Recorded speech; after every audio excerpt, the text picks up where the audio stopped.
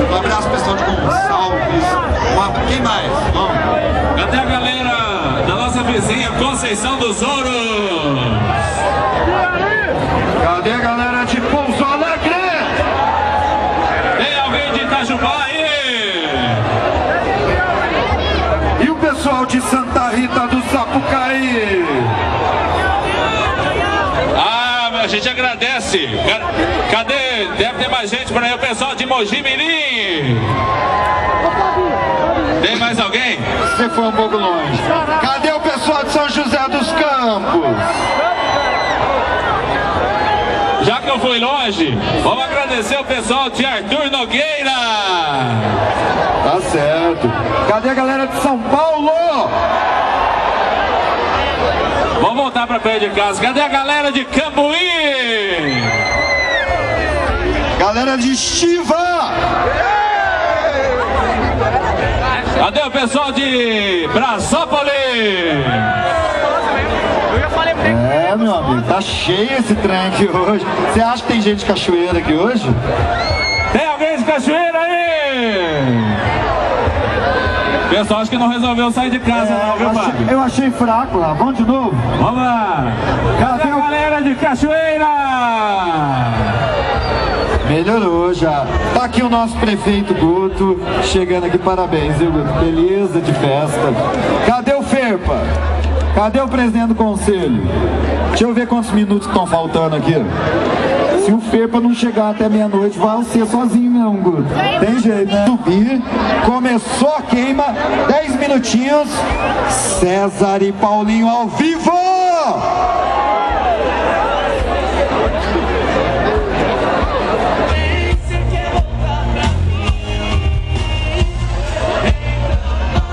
Ô, gente! Chegando o Ferpa aqui já, o nosso presidente do conselho. Tá difícil chegar aqui, né? Tem muita gente. Obrigado, Ferpa. Parabéns pela festa, viu? Show de bola. Tá tudo pronto no mecanismo de ligar e vocês vão ligar junto, tá bom?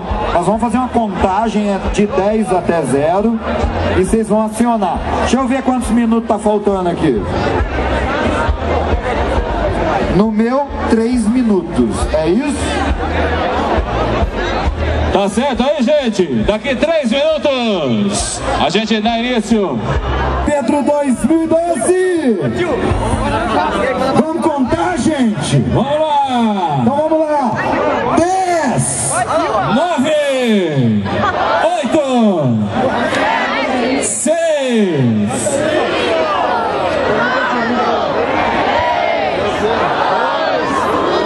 Viva São Pedro!